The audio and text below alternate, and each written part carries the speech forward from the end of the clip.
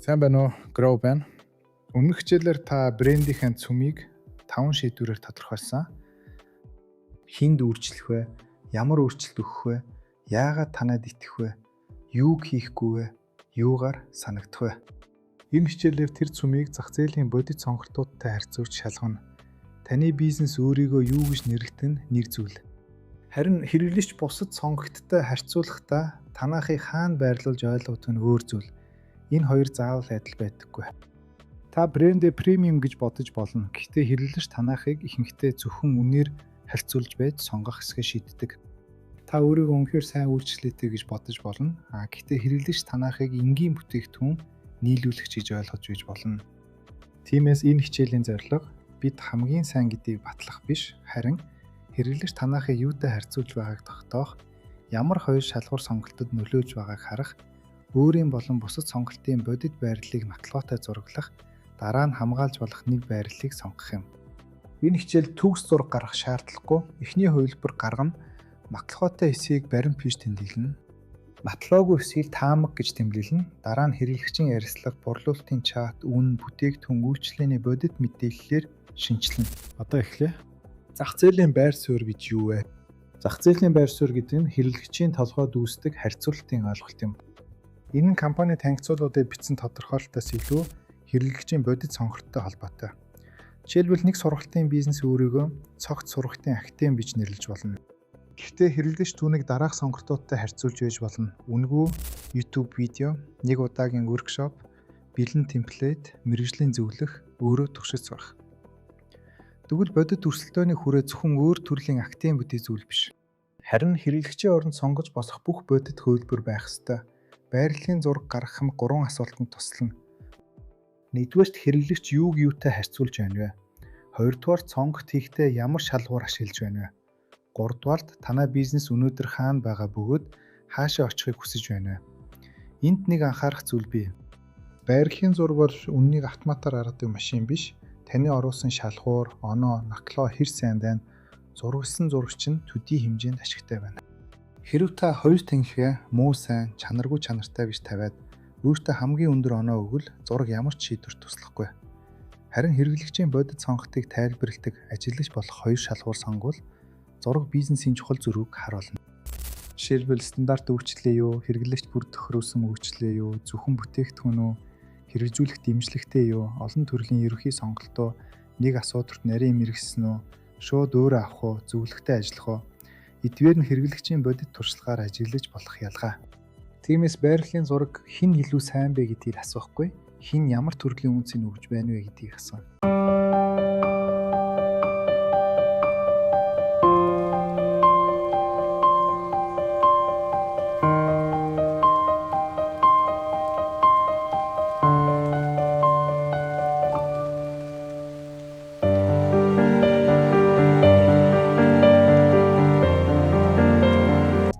Өрсөлдөх хүрээ зөв тогтоох. Одоо эхлээд хинтээ өрсөлдөж байгаагаа зөв тогтооё. Өрсөлдөгч гэдэг нь зөвхөн ижил бүтээгдэхүүн зардаг компани биш. Энэ хичээлд өрсөлдөх сонголтыг 3 төрөлд хувааж сурна. Нэгдүгээр төрөл бол шууд сонголт. Энэ нь ижил хэрэгцээг ойролцоо бүтээгдэхүүн эсвэл үйлчлэгээр шийддэг бизнес. Жишээлбэл танах жижиг бизнесийн санхүүгийн зөвлөгөө үзүүлдэг бол ижил төрлийн зөвлөгөө өгдөг өөр компани шууд сонголт. Хоёрдугаар төрөл бол орлуулах сонголт. Энэ нь өөр аргаар ижил үр дүнд хүргэдэг хувилбар. Санхүүгийн зөвлөгөөний оронд хэрэглэгч нэгтлэнгээс асууж болно. Бэлэн Excel темплейт худалдаж авч болно. Онлайн бичлэг үзэж өөрөө шийдэж болно. Танил бизнес эрхлэгчээс зөвлөгөө авч болно. Эдгээр нь ижил үйлчлэгээ биш. Гэхдээ хэрэглэгчийн хувьд нэг асуудлын оронд сонгож болох хувилбар. 3 дугаар төрөл бол өөрөө хийх эсвэл огт хийхгүй сонголт. Хэрэглэгч мөнгө төлөхгүйгээр өөрөө оролдож болно, хойшлуулж болно, асуудлыг төвчиж үргэлжлүүлж болно. Одоогийн аргаа өөрчлөхгүй байж болно. Юу ч хийхгүй байх нь олон бизнест хамгийн том өрсөлдөгч байдаг. Учир нь хэрэглэгч шин шийдлийн үн цаг эрсдлийг одоогийн асуудалтай харьцуулж байна. Хүүхдийн бүтээлч багцын жишээр авч үзье. Шууд сонголт нь өөр бэлэн бүтээгч багц, орлуулах сонголт нь бичгийн хэрэгслийн дэлгүүрээс материал тусад нь авах, YouTube-ээс санаа үзэх, хүүхдийн дугуйланд явуулах. Өөрөө хийх сонголт нь гişт байгаа материалаар өөрөө тоглох зүйлээ бэлтгэх. Огт хийхгүй сонголт нь хүүхдэд таблет өгөх, эсвэл тухайн орой хамт тоглох цагаа хойшлуулах. Хэрэв хэрэглэгч эдгээрийн аль нэгийг таниахыг орлуулж сонгож байвал таны өрсөлдөх хүрээнд орно. Өрсөлдөх хүрээг хит нарийн тогтоовол та бодит сонголтын шалтгааныг алдаж харна. Жишээлбэл манай хотод бидэнтэй ижил үйлчлэгтэй компани байхгүй гэж дүгнж болно. Гэхдээ хэрэглэгч онлайн үйлчлэлээ өөрөө хийх арга, дотоод ажилтан, танил зөвлөх, үнэгүй контент ашиглаж байж болно. Нөгөө талаас хүрээг хит өргөн болгоод зураг хэрэггүй болно. Танай хэрэглэгч бодитоор харьцуулахгүй бүх компанийг оруулах шаардлагагүй. Шалгах энгийн асуулт. Хэрэглэгч энэ сонгогдыг танай оронд бодитоор авч болох уу? Хэрв тийм бол жагсаалтанд орвол. Хэрв үгүй бол энэ зурагт шаардлагагүй. Мөн брендийн нэрээр бус хэрэглэгчийн шийдэх гэж буй асуудлаар эхэл. Манай өрсөлдөгч хэн бэ гэж асуухаас өмнө манай гол хэрэглэгч ямар ажлыг бүтээх, ямар асуудлыг шийдэх гэж байна вэ гэж асуу. Тэгвэл өрсөлдөх хүрээ илүү бодит болно. Нэг өөрөө хийх эсвэл хийхгүй сонголт бичих завсарлага 35 секунд.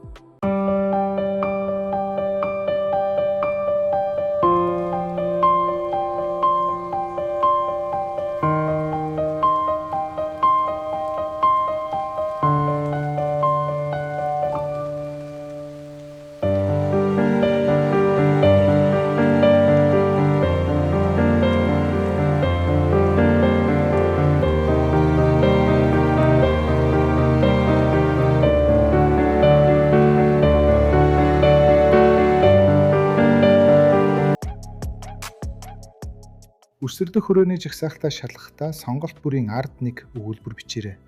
Хэрэглэгч яагаад үүнийг манай оронд сонгох вэ?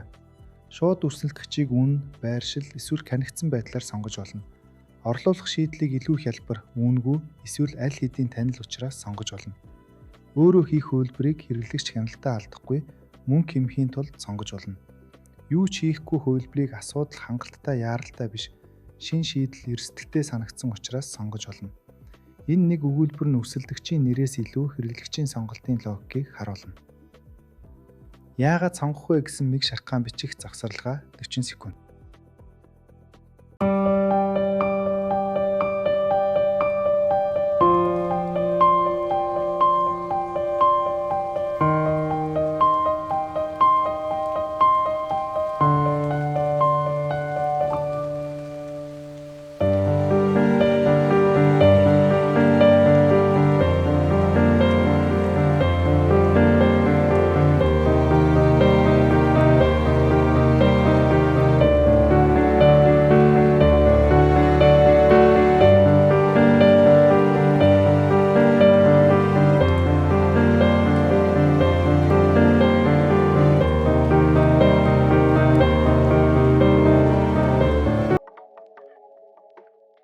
Одоо өөрний шалгалт хийгээрэй. Сүүлийн 3 хэрэглэгч танад ирэхээс өмнө юу ашигласан бэ? Юутай харьцуулсан бэ? Яагаад өмнөх аргаа үргэлжлүүлээгүй вэ? Энэ мэдээлэл таны өрсөлдөх хүрээний хамгийн сайн эхлэл. Хоёр шалгуур сонгох 4. Өрсөлдөх сонгогчдуудаа жагсаасны дараа 2 тэнгихийн шалгуур сонгоно. Энд дурын 2 үг тавьж болохгүй. Шалгуур бүр 4 нөхцөлийг хангана. 1-р нөхцөл хэрэглэгчид чухал байх. Тухайн ялгаа хөдөлтөн авах шийдвэрт үнэхээр нөлөөлдөг үү? Жишээлбэл зөвлөгөөтэй үйлчилгээ авах хэрэглэгчид хэрэгжүүлэх дэмжлэгтэй хэсэг чухал байж болно. Харин компани офисын ханы өнгө чухал биш байж болно. Шалгуур хэрэглэгчийн бодит асуулт, эргэлзээ, татгалцсан шалтгаан, борлуулалтын чаднаас гарвал илүү хүчтэй. 2-р нөхцөл ажиллаж нотлож болох. Та тухайн сонголт тэнгихийн хаана байгааг юугаар батлах вэ? Вебсайт дээрх санал, үн, үйлчлэгээний алхам, бүтээгдэхүүний бүтэц, хүргэлтийн хугацаа, зөвлөгөө багтсан эсэх, хэрэглэгчийн туршлага. Хэрэг нотлох зүйл байхгүй бол оноо зөвхөн сэтгэл болно. 3-р нөхцөл 2 үзүүр нь тодорхой байх. Муу, сайн гэсэн тэнхлэг ашиггүй. Учир нь хэн ч өөрийгөө муу талд байрлуулахгүй. Стандарт багц хэрэглэгчид тохируулсан багц гэдэг нь илүү тодорхой. Зөвхөн бүтээгдэхүүн хэрэгжүүлэх дэмжлэгтэй гэдэг нь ажиглагдана. Өргөн сонголт, нарийн мэрэгшил гэдэг нь 2 өөр үн цэнийн хэлбэр. Энд нэг үзүүр сайн, нөгөө үзүүр муу байх албагүй. Өргөн сонголт зарим хэрэглэгчид сайн, нарийн мэрэгшил өөр хэрэглэгчид сайн. Шууд өөрөө авах зарим нөхцөл давуу, зөвлөгтэй удаан ажиллах өөр нөхцөл давуу. Сайн тэнхлэг нь 2 өөр үн цэнийг харьцуулдаг. 4-р нөхцөл 2 тэнхлэг хоорондоо ялгаатай байх. Чанар болон найдвартай гэж 2 тэнхлэг тарьжвал ижил эрмлийн ойлголтыг давтаж болно. Премиум болон өндөр үнэч мөн бараг нэг зүйлийг давтаж байж болно. Харин өргөн сонголт, нарийн мэрэгшил, зөвхөн бүтээгдэхүүн хэрэгжүүлэх дэмжлэг гэсэн хоёр тэнхлэг өөр асуулт хариулна. Нэг нь саналын төвлөрлийг харуулна, нөгөө нь үйлчлэгээний гүнийг харуулна. Одоо боломж чалгуурын хэдэн төрлийг авч үзье. Үйлчлэгээний гүн зөвхөн бүтээгдэхүүнээс хэрэгжүүлэх дэмжлэг хүртэл тохируулах нэг стандартаас хэрэглэгч бүр тохируулсан руу хүртэл. Мэргэшил олон төрлийн ерөнхий саналаас нэг асуудалд нарийн төвлөрсөн рүү хүртэл. Худалдаа авах үйл явц олон алхмаас маш энгийн хүртэл. Хурд, удаан, зөвлөгтэй процессоос шууд өөрөө авах хүртэл. Сонголтын хэмжээ цөөн урьдчилан сонгосон хувилбараас маш өргөн сонголт хүртэл. Үн цэний хэлбэр хамгийн бага үнээс нэмэлт үр дүн дэмжлэг хүртэл. Туршлагын хэлбэр зөвхөн функционал хэрэглээнээс сэтгэл хөдлөл туршлага төвтэй хүртэл. Эдгээрийг шууд хуулж авах шаардлагагүй өөрийн хэрэглэгчийн хэлээр нарийгчл жишээлбэл хурдан удаан гэхийн оронд өнөөдөр шууд авах 7 хоногийн зөвлөгөөтэй бэлтгэх гэж тодруулж болно. Хямд үнэтэй гэхийн оронд зөвхөн үндсэн бүтээгдэхүүн бүрэн хэрэгжүүлэх багц гэж үн цэний ялгааг харуулж байна. Одоо worksheet-ийн C хэсэгт 5 боломжит шалгуур гараар дараа нь D хэсэгт шалгуур бүрийг 4 асуултаар оноо. Хэрэглэгчид чухал уу, ажиглаж болох уу, хоёр үзүүр тодорхой юу, нөгөө шалгуураас ялгаатай юу? 4 оноотой хоёр шалгуурыг эхний сонголтоос. Хоёр тэнхлийг сонгохдоо бас нэг түгээмэл ардаа гардаг. Бизнес өөрийн хүсэж буй ялгарлыг эхлээ сонгоод дараа нь хэрэглэгчид чухал мэт тайлбарладаг. Жишээлбэл танай баг бид маш бүтээлч гэдгээр ялгахыг хүсэж болно. Гэхдээ хэрэглэгчийн гол асуудал хурд, ойлгомжтой үн, баталгаатай хүргэлт байвал бүтээлч гэдэг шалгуур сонголтын гол шалтгаан биш байж болно. Тиймээс шалгуураа компани дотоод хүсэл биш хэрэглэгчийн шийдвэрийн хэлнээс гаргана. Сүүлийн борлуулалтын чатнаас дараах үгс татагдсан хэсгийг хар. Хэдийн хугацаанд яг юу багтсан? Надад тохирох уу? Дараа нь туслах уу? Үнэн нь яагаад өөр вэ? Шууд авч болох уу? Эдгээр асуулт хэрэглэгчийн ашиглаж буй шалгуурыг илрүүлнэ. Мөн шалгуурын хоёр үзүүрийг төвийг сагсан хэлээр бич. Мэргэжлийн бус гэж бичихийн оронд стандарт бэлэн шийдэл, мэргэжитний зөвлөгөөтэй тохируулсан шийдэл гэж бичиж болно. Эхний үзүүрийг муу болгож нэрлэвэл зураг урьдчилан нэг тал руу хазаана. Хоёр үзүүр тус бүр ямар хэрэглэгч, ямар нөхцөлд ашигтай байж болохыг хүлээн зөвшөөрсөн үед байрлалын зураг илүү шударга болно. Боломжит шалгуур гаргах завсарлага 20 секунд.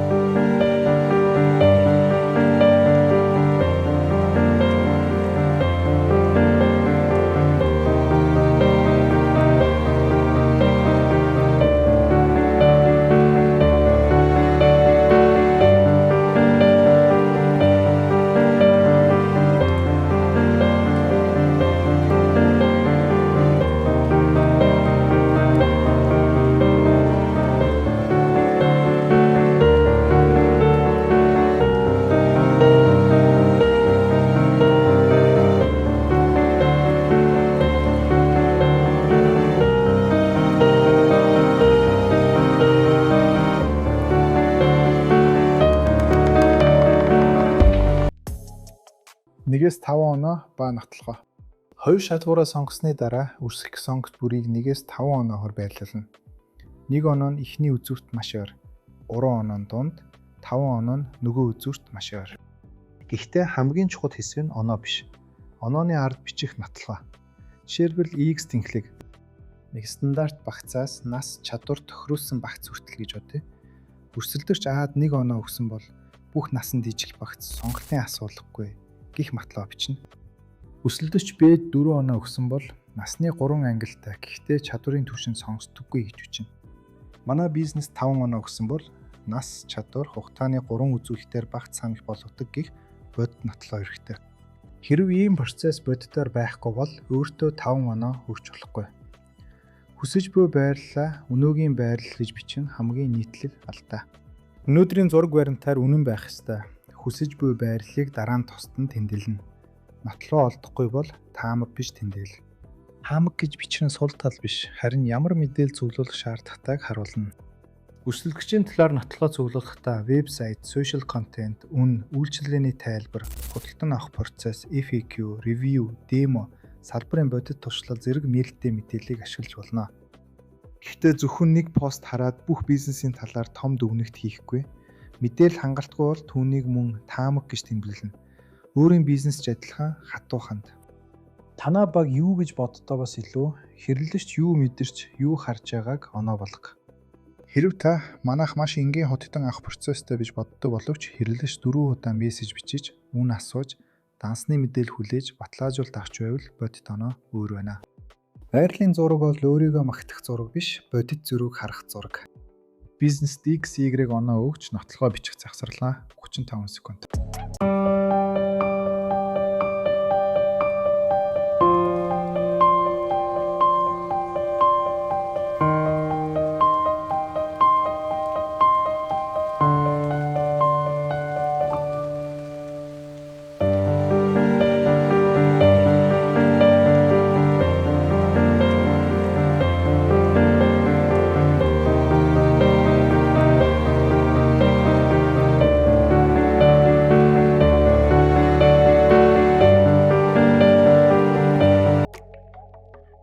Зургийг тайлбарлах 4 асуулт.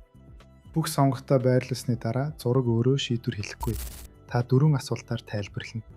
Нэгдүгээр асуулт: хаана бөөгнөрл байна? Олон сонголт нэг хэсэгт байрласан бол хэрэглэгч тэдвэрийг ялгахад хэцүү байж болно. Жишээлбэл бүх бизнес өргөн сонголт зөвхөн бүтээгдэхүүн гэсэн хэсэгт байрласан бол тэд үн, байршил, хүргэхтээр өрсөлдөх магадaltaй. Хоёрдугаар асуулт: хаана сул орон зай байна? Зураг дээр хоосон хэсэг харагдаж болно. Гэхдээ сул орон зай болгон боломж биш. Яагаад хинч тэнд байхгүй байна вэ? Хэрэглэгч хэрэггүй гэж үздэг байж болно. Хэрэгжүүлэхэд хит үнэтэй байж болно. Ашиггүй байж болно. Хууль, технологи, нөөцийн хязгаар байж болно.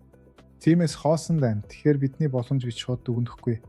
Хэрэглэгчийн эрэлт төлбөр төлөх хүсэл, хэрэгжүүлэх боломжийг шалгана. Гуравдугаар асуулт: манай өнөөгийн бодит байрлал хаана байна? Өнөөгийн байрлал баримтаар тогтоогдно. Хүсэж буй байрлал биш. Хэрв танаа санал хэрэгжүүлэх дэмжлэгтэй гэж хэлдэгч бодит customer journey зөвлөгөө, onboarding, support байхгүй бор хүссэн байрлал болохоос өнөөгийн байрлал биш. Дөрөвдүгээр асуулт: бид ямар байрлалыг хамгаалж чадах вэ? Байрлал бол зөвхөн маркетинг копи биш. Түүний бүтээгдэхүүн, үйлчлэгээ, процесс, үн, контент, ажилтны зан үйлээр давтан батлах хэрэгтэй. Хэрв нарийн мэргэжсэн байрал сонгол бүх төрлийн хүсэлтийг авахгүй байх шаардлага гарч болно. Хэрв хэрэгжүүлэх дэмжлэгтэй байрал сонгол onboarding, checklist, follow up, support эзэн хэрэгтэй. Хэрв маш энгийн худалдан авах процесс биш сонгол үн, төлбөр, захиалга, баталгаажуулалтын алхмыг үнэхээр багасгах хэрэгтэй. Хамгаалж чадах байрал гэдэг нь бизнесийн бодит системээр тогтмол харуулж чадах байрлал.